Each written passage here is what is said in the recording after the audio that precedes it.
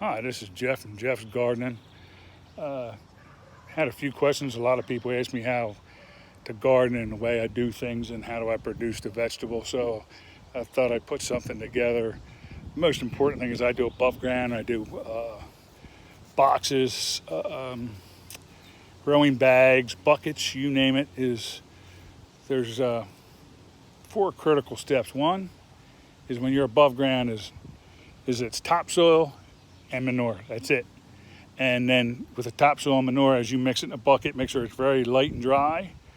And once you do that, then you mix in a bloodworm, and you mix in a good portion of bone meal, like a handful of each, and mix them all in. Put your vegetables in, and then like once a month you'll do bone meal 1 month to everything you have, and then the next month you'll do blood meal to each one of them, and that will allow you to keep the fertilizer and the growth. Above ground gardens and bags and buckets have to be watered every day. And the one reason why is because vegetables like water, but they can't stand being in water. So I used to have below the ground plus above ground, but they can't stand being in water.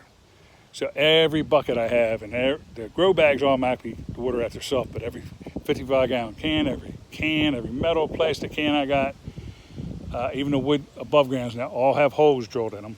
So these holes allow the water to get in, get the nutrients, but it drains it out the bottom, and it keeps everything growing. So when you're using this type of gardening system, you have to watch that you keep up with the watering, especially when it's above 80 degrees.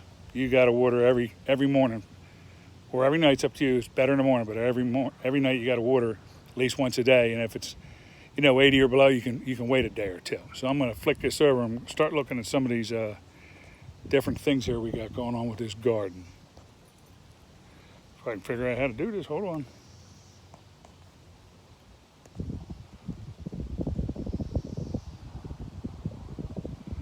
I'll be right back after this so I can take a video, so we can start videoing the garden here.